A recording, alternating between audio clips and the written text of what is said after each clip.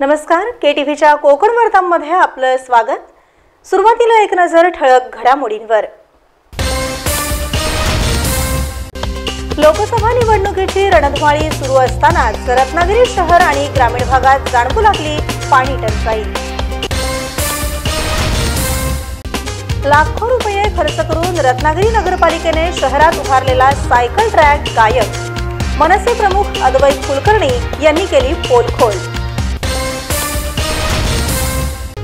मिऱ्या कोल्हापूर नागपूर महामार्गाचं काम वेगाने सुरू, परंतु धुळीने मात्र नागरिक झाले हैराण। आणि पाणी टंचाईचा फटका बसू शकतो लोकसभा निवडणुकीला। नागरिक शासनाला पाणी पाजणार की करणार मतदान, हे दिसेल 4 जूनला।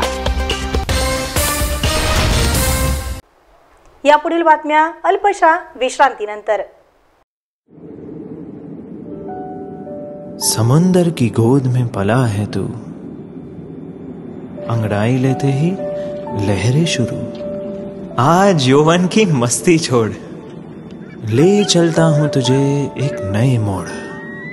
आजा तुझे माँ पुकारे अब, छेड़ देते हैं बीच से कुछ शरारत हंसी।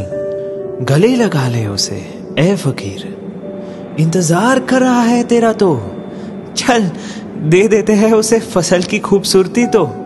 आजा तुझे माँ पुकारे अब, मीलों आगे चलना है हमें। सिर्फ फसल नहीं, तेरे स्पर्श की चाह में बैठे हैं शहरों में भी कहीं। उनके मुख पे भी लानी है मुस्कान, उन्हें भी देनी है एक नई पहचान। आजा तुझे माँ पुकारे अब। फिनोलेक्स पाइप्स पहुंचाए पानी को अपनी माँ के पास। आता वळूया सविस्तर वृत्तांताकडे।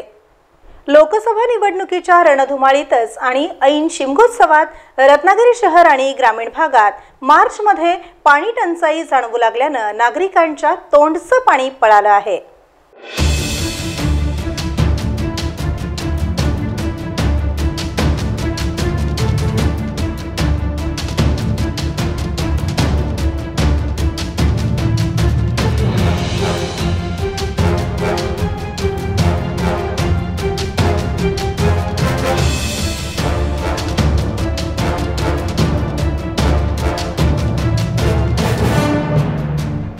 एकीकडे शासन आणि प्रशासन, महाराष्ट्र जीवन प्राधिकरण आणि जिल्हा परिषद पाणी पुरवठा विभागांतर्गत जलजीवन मिशनच्या योजनेमधून करोडो रुपयांची पाणी योजना राबवत आहे।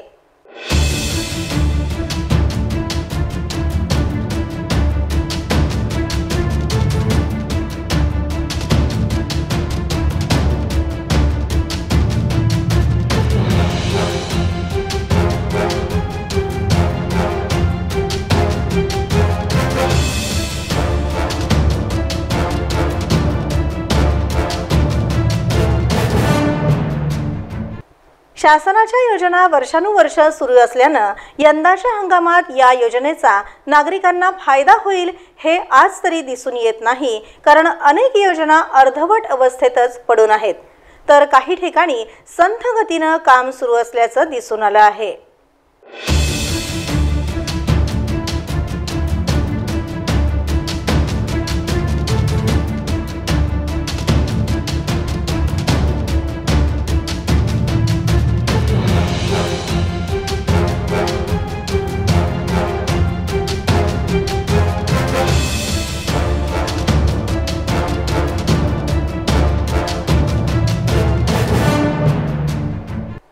जून ते ऑक्टोबर अखेरपर्यंत सर्वाधिक पाऊस रत्नागिरी जिल्ह्यात होऊनही मार्च महिना आला की नागरिकांना मात्र पाणी पाणी करण्याची वेळ येते। त्यामुळे हे पाणी टंचाईचं संकट संपणार तरी कधी, असं नागरिकांमध्ये बोललं जात आहे।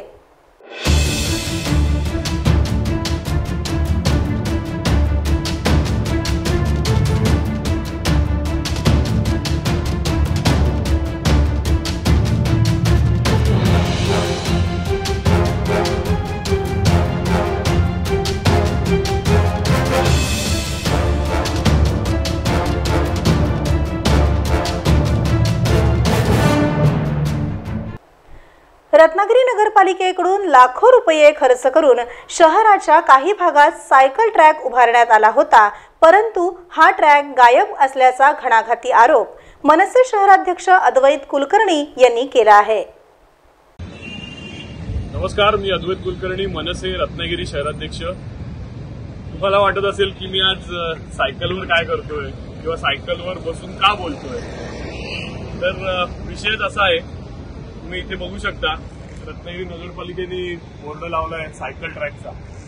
मी आता आहे रत्नागिरीतील महानाका येथे, समोर शासकीय विश्रामगृह आहे आणि त्या शासकीय विश्रामगृहाच्या समोरच मी उभा आहे। काही गोष्टी मुद्दामून रत्नागिरीकरांच्या निदर्शनास आणायच्या आहेत, तर हा व्हिडिओ शेवटपर्यंत बघा।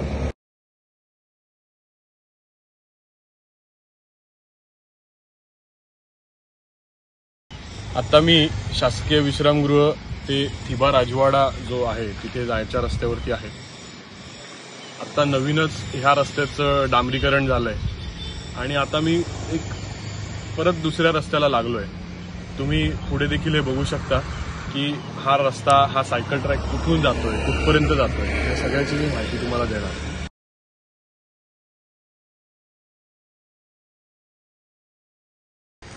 मी आता आहे पॉलिटेक्निक कॉलेजच्या पाठीमागे। रत्नागिरी नगर परिषदेने तुमची एवढी व्यवस्था केली आहे की डांबरीकरण झालेल्या रस्त्यानंतर आता रत्नागिरीकरांना ऑफ रोडिंगच्या सायकलचा पण आनंद घेता यावा यासाठी ही रस्त्यांची अशी अवस्था ठेवली आणि तिथेच सायकल ट्रॅक केलाय। म्हणजे चांगला रस्ता संपल्यानंतर रत्नागिरीकरांना ऑफ रोडिंगची सायकलची मजा कशी घेता येईल, ऑफ रोडिंग म्हणजे सायकल कसं करता येईल, ह्याची व्यवस्था सुद्धा नगरपालिकेने लावली। आश्चर्य आहे की नाही? माझ्या मते तरी बहुतांश रत्नागिरीकरांना हा सायकल ट्रॅक अस्तित्वात आहे हे माहिती देखील नसेल। त्याची पूर्ण माहिती मी तुम्हाला देणार आहे। मोठ्या शहरांमधनं सायकल ट्रॅक कशासाठी बनवले जातात, तर प्रदूषणाच्या विरोधात जनजागृती करण्यासाठी असेल किंवा लोकांना ट्रॅफिकमधनं सायकल चालवायला जागा मिळत नाही त्यासाठी वेगळी जागा करून देण्यासाठी असेल, त्याच्यासाठी सायकल ट्रॅक बनवले जातात। आमच्या रत्नागिरी नगरपालिकेत तर सायकल ट्रॅक म्हणजे पैशाचा अपव्यय करण्यासाठीच बनवले जातात असं माझं मत आहे। त्यातून काय माहिती आहे ती मी तुम्हाला आता सविस्तर सांगतो।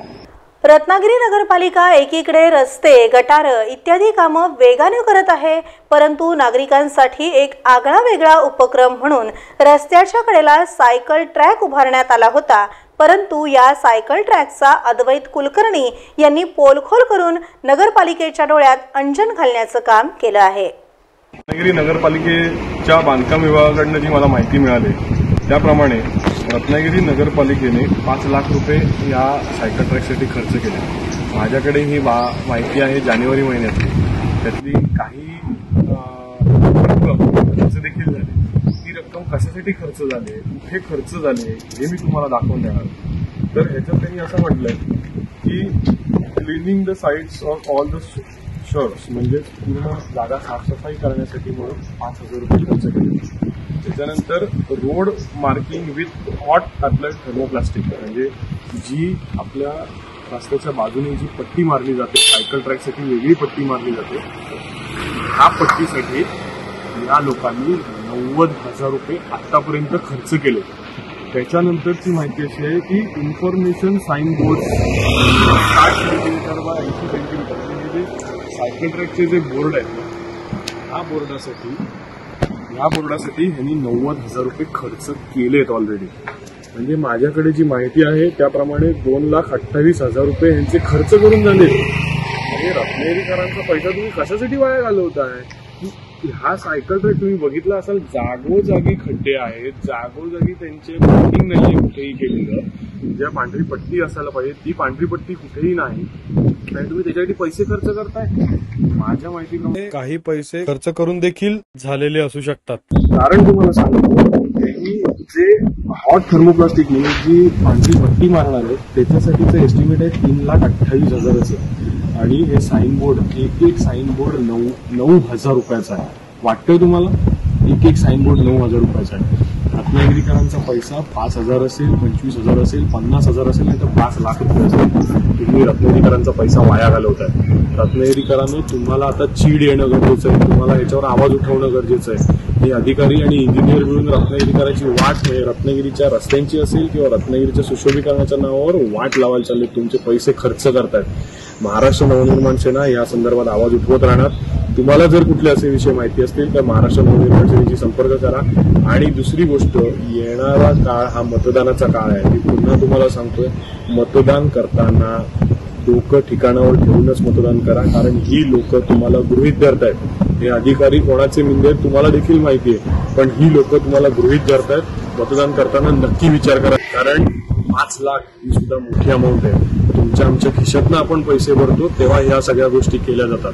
आपला पैसा जर कुठेतरी वाया जात असेल तर त्याच्या विरोधात आवाज उठवा. एकीकडे लोकसभा निवडणुकीचे बिगुल वाजले आहे, तर दुसरीकडे मिऱ्या कोल्हापूर नागपूर महामार्गानं आपल्या कामाची गती वाढवली असल्याचं दिसून येत आहे.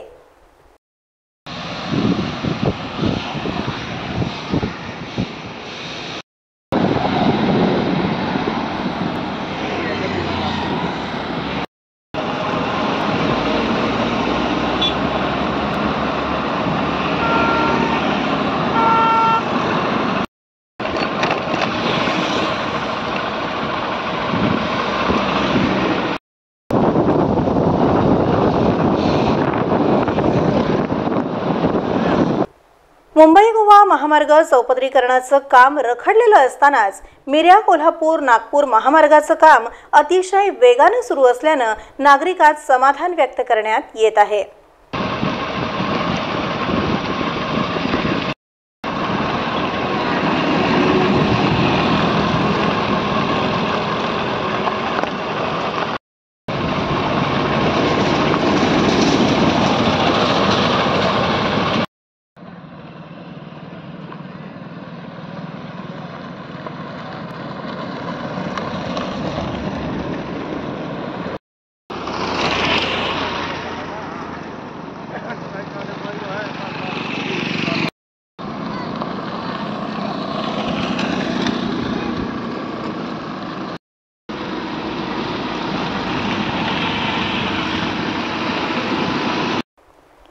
एकीकडे विकासाच्या नावावर महामार्गाचं काम वेगाने सुरू असलं तरी दुसरीकडे मात्र मिऱ्या शिवाजीनगर चर्मालय कुवारबाव हातखंब्यापर्यंतचे नागरिक मात्र धुळीने हैराण झाले असल्याने त्यांना विविध आजारांना सामोरं जावं लागतंय.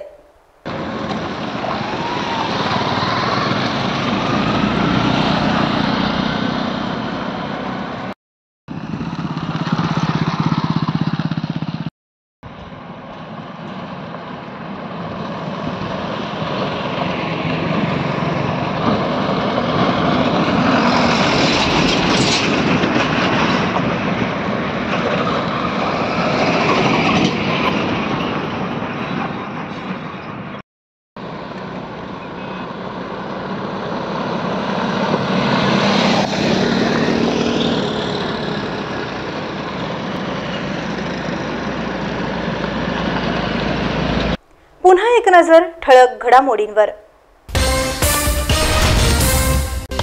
लोकसभा निवडणुकीची रणधुमाळी सुरू असतानाच रत्नागिरी शहर आणि ग्रामीण भागात जाणवू लागली पाणी टंचाई. लाखो रुपये खर्च करून रत्नागिरी नगरपालिकेने शहरात उभारलेला सायकल ट्रॅक गायब. मनसे प्रमुख अद्वैत कुलकर्णी यांनी केली पोलखोल.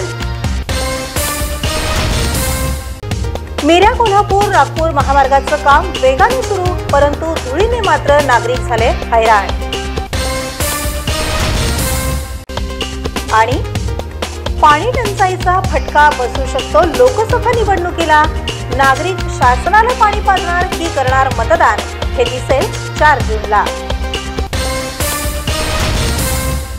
यासोबतच हे बातमीपत्र संपलं. नमस्कार.